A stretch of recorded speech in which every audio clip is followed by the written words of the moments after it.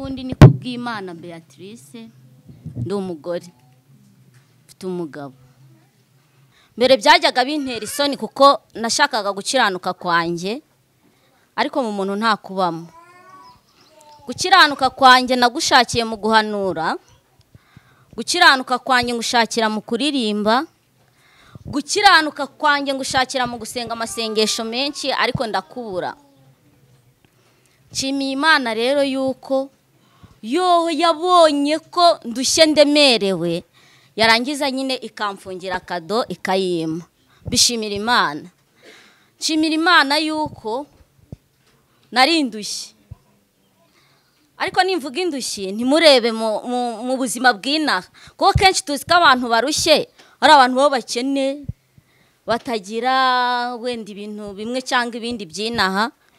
Ariko nari ndushye ishaka Kristo, nari ndushye iri inyuma y'izindi zose, ariko hashimwe Kristo yuko noneho nabaye umukire muri Kristo. Ntago ndi umukire nyine mu by'inaha mu byumve neza, nabaye umukire muri Kristo kuko nasenze imyaka myinshi. Ubundi twebwe mu muryango navukiyemo ni Abadiventiste b'umunsi wa karindwi, nabyo bimvuna mu mutima, nabonza kubavamo njya mu itorero ryitwa Intama za Yesu, yasengeraga Sonatibe. Naho noneho ngezeyo naziranaga n'umuntu wambaye ipantaro, nkazirana n'umuntu wambaye mini, nkumva ko nyine ari budakijijwe. Ngezeyo naho banza ntarasengeyeyo nk'imyaka irenze 2, mba no muri korali. Hanyuma nasoreje mu idini ryitwa Isoko Imara Inyota ryabaga Nyabisindu, abahazi barahazi. Aho rero niho Kristo yansanze, ambwira ko yankunze, amenyesha urukundo rwiwe. Nibwo umunezero wanjye, mugani uriya muririmbyi wa 5 uvuga ngo sinzibagirwa igihe nakizwaga. Urumva muri ayo madini yose nazengurutse nari ntarakizwa, kandi njye nari nzi ko nkijijwe, ko narihanaga nkatura, nkasenga amasengesho menshi bishoboka, nkanitwararikaye ku rugero nyine ruri hejuru. Ariko ntago muri uko gukiranuka kwanjye negeze mbona amahoro Kristo atanga. Rero mu buhamya bwanjye nyine urebye ahanini bushingiye kuri ubwo buzima bwose nazengurutsemo, mvuga ko ndi umukiranutsi ariko biturutse mu bikorwa byanjye, ariko nyamara sinabibona. Nshimiye Imana rero yuko muri urwo rugendo rwose nabayemo, mvuga ko ndi umuririmbyi, ndi umunyamasengesho. Buriya iyo uri umuntu uri umuyobozi wa groupe, murabizi amasengesho nyine dusenga aba ari menshi. Ariko mu by'ukuri nubwo nayasengaga ntago yegeze angeza kuri Kristo. Nabigeragaho nkiri mu cyumba, nkabigeraho ndi ku musozi runaka, ariko nataha gukiranuka kwanjye kugatakara. Nshimiye Kristo ko yampaye amahoro adashira, banumva mu mutima wanjye nezerewe pe. Ntago ari ibintu nivugisha, nta nubwo ari ibintu nikina, ahubwo burya baravuga ngo akuzuye ku mutima gasesekara n'inyuma. Kuko bibaye bitari mu mutima wanjye ntago nabivuga. Urugendo rwanjye rero rwabaye rurerure, aho ko maze imyaka 9 nubatse, nta mwana mfite. Gusenga rero uzi kuri no gukiranuka, ufite na nzayimana, ugasenga imyaka 9 ikubwira ngo igihe wazengurukiye ubutayo kirahagije, imyaka 9 igashira, yaraguhaye ukwezi n'umunsi yewe n'itariki. Urumva bitababaje? Kandi ushaka Imana buri munsi uko bwije nuko bukeye. Nkafata amafaranga yanjye nkajya mu mashyuzi Cyangugu, abahazi barahazi, nkajya muri Murya, nkajya Sinayi, nkajya Kanyarira. Narazengurutse nyine ndaruha pe, ndaruha. Imana ndayishaka, nkavuga ntariko se nimba ngushakiye basi hafi mu mujyi wa Kigali, none ngiye ni Cyangugu, kunyiyereka byarakunaniye. Ariko mu by'ukuri nyine Imana ni nyakuri, yavuze ko nta muntu yishaka n'umwe. muri urwo rugendo rwose naruhaga ndi gushaka umwana n'ubugingo, nibyo bintu nashakaga, ariko mu by'ukuri ntago nigeze mbibona. Rero muri urwo rugendo rwose nagiye mpuriramo n'ibibazo bitandukanye. Urumva twasengaga turi amagurupe menshi, hanyuma tuza gusengana n'umuntu nawe wari umuhanuzi pe, ufite impano rwose urebayo. Aza kunkorera gashya, ariko nyine bigaruka ubu ngubu namaze gukizwa, maze kumenya ukuri. Hanyuma uyu munyu ufunze mu gashashi murawuzi, reba kari agacupa k'amazi, uri wawusukamo akavuga ngo umwe wabishobora, nta kibazo ufite, nta wabishobora. Ariko hashingiye ukuntu nari mbabaye umwana, narawunyweye. Aha nawunyweye ari muri covid, sinzabyibagirwa, ari mu kwezi kwa 2. Arambwira ngo Imana yamubwiye ngo kugira ngo mbyare. Nyine hari habanje kubaho ubuhanuzi, turabyina, murabizi uriya musozi wa Gorogota wari ufunze, hari harimo akagozi. Arambwira ati hashingiye ukuntu Imana imbwiye, turagenda niyo batujyana baso umwana uzana mubyareye muri gereza. Ndavuganisha niyo banjyana banziritse, ariko igihe nazengurukiye ubutayu nyine koko kirahagije. Nyine n'uwari kumbwira iki cyose nari kugikora, ambwira ko ari Imana ivuze. Nyine habaye ibintu bikomeye, kubivuga nyine biba ari urugamba rukomeye, kuko yarambwiye ngo Imana yambwiye ngo uyu munyu turawushyira muri kano gacupa k'amazi, hanyuma ducundugute uwunywe umari. Mu by'ukuri namaze kuwunywa, namwe murabyumva byonyine no kuwumira, ariko kubw'ububabare numvaga mfite, mwana Imana we ninshaka mpe n'ikiro, ariko mbona umwana kuko ari wowe uvuze. Narawunyweye, ubwo nyine hari n'ibindi bintu twari twajyanye, angaha twese turi bakuru. Yari yambwiye ngo mfate na Cotex y'umunsi wa mbere w'imihango, hanyuma ngo nayo tuyijyane. Arangije azirikamo ibuye, afata n'umugozi arahambira. Abazi nyine Gorogota bahagiye, twari irya hejuru ku musozi. Arangije arohera epfo, ngo Imana ngira kuzinguye. Ubwo nyine basi ntaha numva ko nizeye, ariko nyine murumva ko ngiye kubw'uwo munyu wari undimo, nahise ngwa hose. Ntumbaze nuko yamanuye, ntago nashakaga kubimenya. Ikizima nuko umwana numvaga ndi bumubone. Hari sharupe nagiraga nayo nari najyanye, hahita yimpekesha. Arambwira ngo Imana iguhaye umwana, igihe wazengurukiye ubutayu kirahagije. Arayimpekesha, murebe nyine kugira ngo uve Gorogota ugenda uhetse icyo kintu ukagera kuri adeperi ya Masizi, kuko niho twari dutuye. Arambwira ati kandi kondisiyo, uyu mwana uragenda umujishure, ugende mu gitanda aho umwana agomba kuryama, uba ariho umuryamisha. Mu by'ukuri icyo kintu navuga ko ari ikintu, kuko ntago ari umwana. Nakimaranye amezi 2 mu gitanda, umugabo adashobora kuvuga. Ngani Imana yaravuze, yampaye umwana utaza nkasasa, nkaterura neza nkuko umuntu nyine aterura umwana, nkashyira hariya, nkahindura amashuka, nkongera nkagisubizamo. Ariko mu by'ukuri ibyo byose nta mahoro negeze mbiboneramo. Ndase Imana irabeshya. None se 2020 si kera? Nimba Imana yavuze ngo igihe wazengurukiye ubutayu kirahagije, ko kubu cyararangiye, uwo mwana se yarabonetse.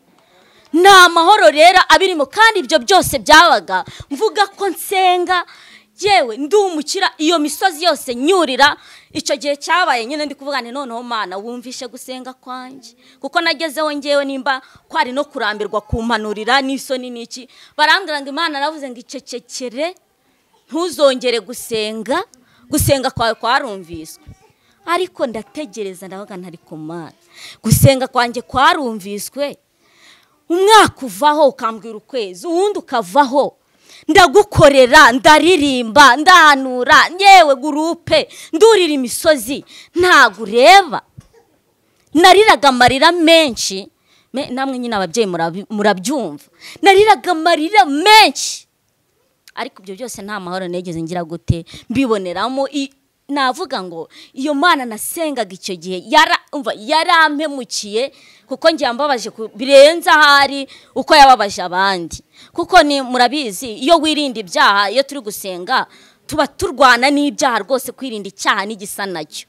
Ibyo byari ibintu byanjye, nta nubwo ari byo nishakagamo, kuko urukumva iyo ufite n'izo nshingano zose ntago wabona n'umwanya w'ibyaha. Naririndaga pe, none nkahorana urubanza, ni iki gituma umbabaza bene aka kageni? Noneho hari umumama nawe twari turi kumwe, twaririmbanaga, we yari amaze imyaka 4 ariko njyewe maze 5. Noneho wumve ibintu ukuntu byagezeho bikajya bincanga.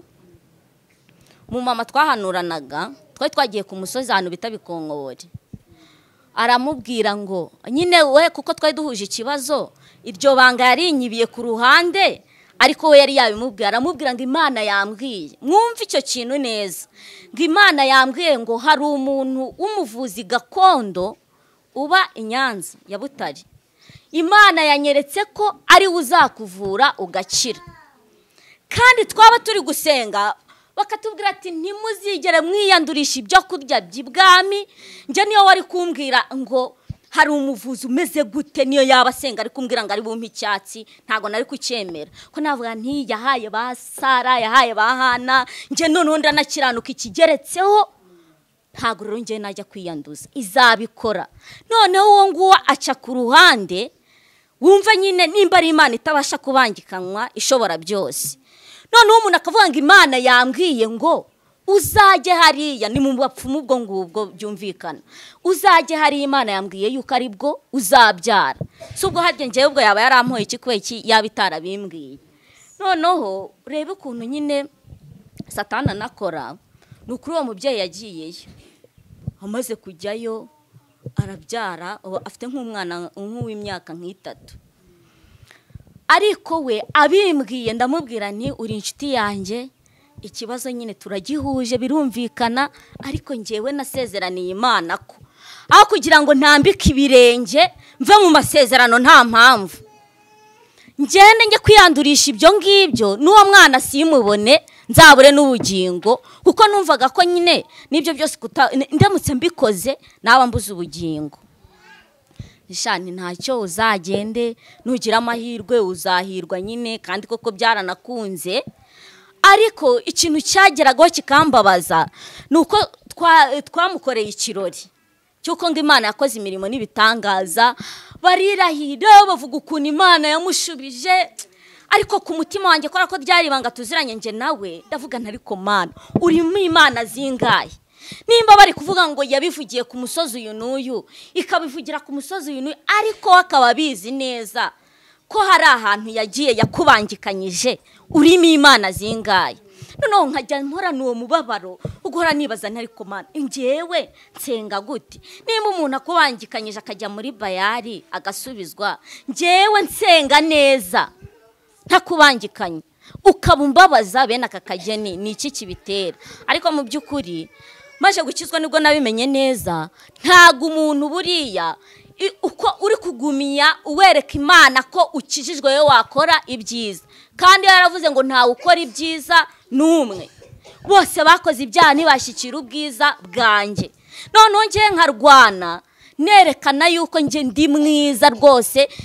Ubundi numvaga ko ari igihembo, Imana izama kubera ko nitwararitse, nitwaye neza. Ariko byarangiye itanampembye nyine, kuko ibyo nirataga byari ibipfu, ntago byari ibintu bizima. Ibaze nyine guhagarara ukavuga ngo urakiranuka uko Imana ibishaka, byonyine niyo turabizi ko ibyaha byose imbere y'Imana bingana.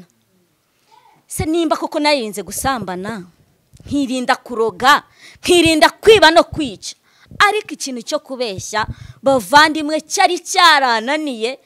Nta wundi muntu najyaga mbeshya, najyaga mbeshya umutware wanjye. nk'ubwo twaba twagiye ku misozi gutyo yambwira ati sheri mugezehe ko watinze, nkavuga nti ngeze hafi yo mu rugo kandi ubwo ndacyarihe ndakibereye kure. None icyo kintu kikamvuna nkavuga se mana koko ubu iki kintu kizandimbura kweri, nkahora mfite umutima nyine uhagaze. None ureba uwo muntu mu mutima kuko utarya ruswa wari uvuga ngo iki kintu kizandimbura, urabizi mu mutima abakubona barabona kuri mwiza pe uri ingeso nziza, ariko njye mu mutima nkumva ko nzarimbuka kubera kubeshya. None warangiza nkahagarara imbere y'Imana nkavuga ngo ni iki gituma utampemba kandi njyewe ngukorera amanywa nijoro kandi nkiranuka. Ubwo urumva nari umukiranutsi? Ntago nari umukiranutsi.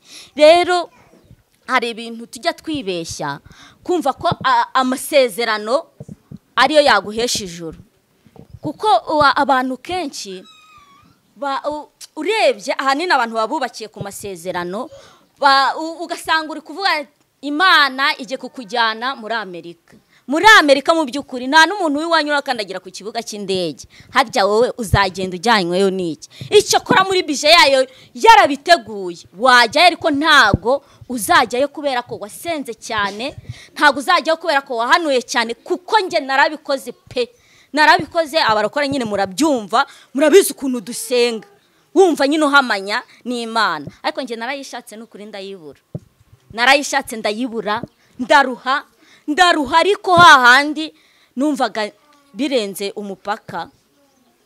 Hanyuma kugira ngo noneho nemere neza yuko ibyo ndimo koko Imana nyine itabirimo, nagiye gusenga kwa ko hari groupe nyine twari tuyoboye yasengaga kuwa 4.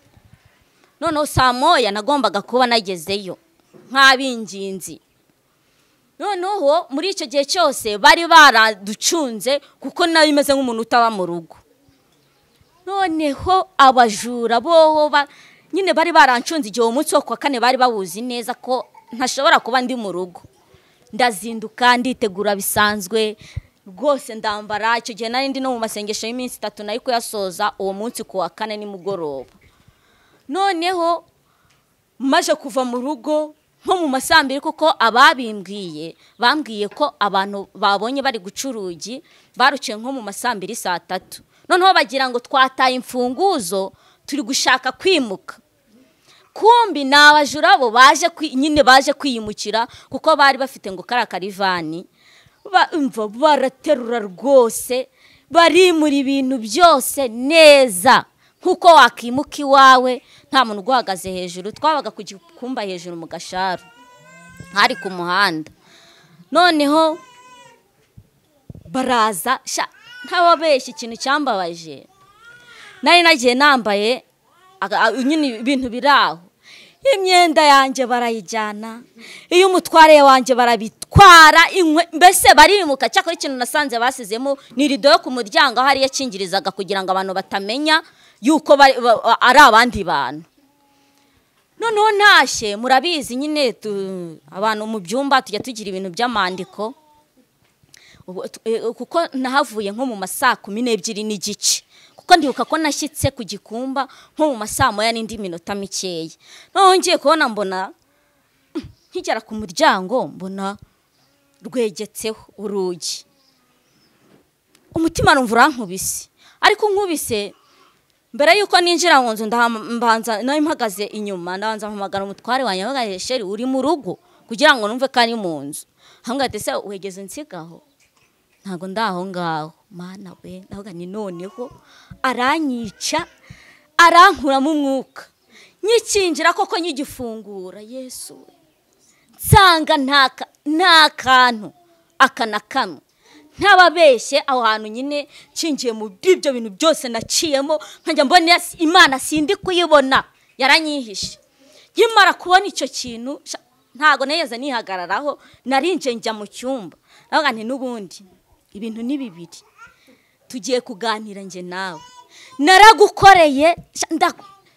Impano yo kuririmba yari yanjye, ntago ari ikintu nishakagamo, nari nyizi yo pe, yari yanjye kuko narayikoraga mvuga nti basi niyo utamembera ibindi, ariko iki kintu ngikora neza nka kinoza. Nimba nje naragukoreye ukansezeranya umwana mu myaka 7, uwo mwana ukaba waramunyimye, nkagukorera ukansezeranya amahoro yo mu mutima, amahoro nkaba narayabuze, nkaba ndarandira, nkaba naragukoreye kugeza ubwo bigeze ku munota wa nyuma, atari kuvuga ngo ni ibindi bintu nagiyemo, abajura bakaza bakimuka nk'abari kwimuka iwabo, ureba none hatari n'ahandi hantu nagiye ndi mu murimo wawe. Kandi icyo genda byibuka yari yamaye n'amandiko rwose, bansobanuriye ntaha numva nuzuye, numva meze neza, umva mfite amasezerano pe, bambwira ukuntu ngiye kongera gucuruza nakoreraga kwa Mutangana, umva barambwira, numva ko Imana irantetesheje pe.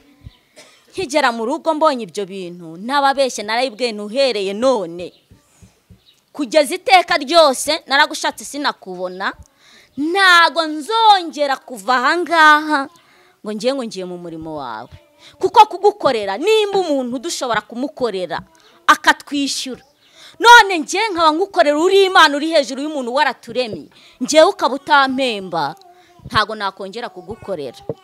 Urumva rero ko nyine nahuye n'ibikomere byinshi pe, byinshi muri urwo rugendo, ariko nyamara ndi umukozi w'Imana. Ariko amahirwe naje kugira nuko namenye yuko abakozi nta gaciro baba bafite, kuko uzareba umwana mu rugo rwawe ari umwana n'umukozi n'iki kigira agaciro, ni umwana wawe. Rero impamvu nari ndi kwipasa muremure nshaka kurenga umupaka, nkashaka kwigira nk'umwana, nkashaka guteta, kandi nari umukozi nyine. Ariko icyo gihe narababaye koko, umubabaro ntabona ukuntu nawuvuga. Muri uwo mubabaro rero wose niyo Kristo yansanze, muri uko kwishyira hejuru kose nari narishyize hejuru, numva ko nkaze cyane, mfite amavuta.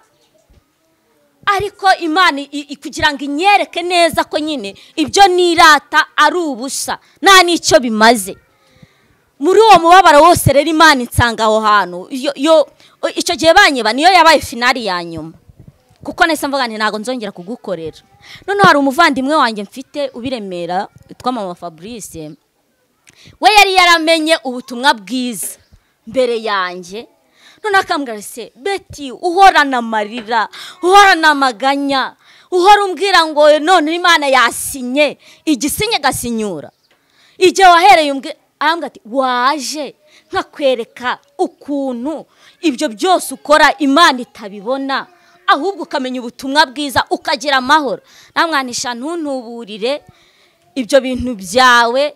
Nari mfite inzandiko nyinshi, hani Yohana yeretswe ko mu minsi ya nyuma y'imperuka hazaza amadini menshi atandukanye, nti warayobye, genda urindagirira, kuko nawe yari umwadeperi, ariko amaze kumenya ubutumwa bwiza nawe aba amahoro nyine, mbona yaratuje, ariko nkabona we yaraguye, ko nge numvaga mpagaze.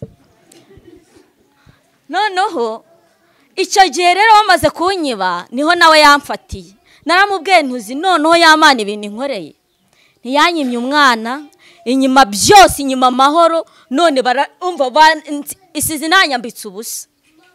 Arambwira ati ntibizi, kereka nawe sinzi, ntago mbizi. Ubwo aho niho nahereye, kuko yahise ambwira ati noneho wowe hari iteraniro dufite hari kwa gatandatu riri bubere ahantu biti Gahanga, atuzaze tugende. Ariko nkumva shamana, ubu muntu ko kuzatinyuka none guhagarara imbere yanjye ngari kumpanurira, azahera he? Azampanurira ari gutangirira he? Azusiriza he? Kubw'umubabaro nyine numvaga mfite, nagiye muri ibyo teraniro bavandi, nari mfite umujinya, buriya kureba mu mutima w'umuntu Imana yarakoze kubiduhisha. Nari mfite umujinya n'agahinda, n'ubundi narayisenze ndayibura, ubusungu biri bumbwira iki. Numvaga ko iyo Mana ngiye kureba ihuje n'ibyo nabagamo, ariko hashimwe Kristo ko nagiye ngasanga nta hantu bihuriye. Niho navuga ko ari itangiriro ry'umunezero wanjye ryavuye. Nageze icyo gihe Gahanga, barahaguruka bene data nk'uko mpagurutse nivuga ndi umukiranutsi, umwe agahaguruka ati ndi umuziranenge, anezerewe ameze neza. Nti ngaho mama rero ubu se umuntu aratinyuka agahandagaza avuga ngo ndi umukiranutsi? None ko ngiye wumva narabishatse nkabibura, nkana abantu bashirika isoni. umuntu agatinya akavuga ngo ndi umukiranutsi. Barivuga bangezeho nyine murabizi abarokore tugira ijinyori ryinshi cyane. Ndahaguruka ndivuga icyo gihe ntabwo navuze aho ngaho nateraniraga mu isoko mari nyota kuko nyine nari nambaye neza nkunda kwambara ibintu birebire kereka wenda nk'iyo ndi mu kazi nibwo njya mu bundi buzima. Ndahaguruka ndivuga navuga nti ndi umwadeperi ibindi Yesu aduhana umugisha. Ubwo nari ntegereje kumva ibintu bari buvuge. Barambaza ati se Beatrice Karame urakijijwe? Ntindakijijwe. Nihagazeho ninda guhita nerekana ko mfite akababaro k'Imana yanteye umujinya. Ndavuga nti ndakijijwe kuko numvisha abantu batinyuka bavana abakiranutsi. Ndavuga nabangaba nabarangi tu. Ndakijijwe. Uwakijijwe iki? Sha ndabitondora ibyaha mvuga ukuntu ntasambana, mvuga ukuntu ntiba, mvuga ukuntu ntaroga.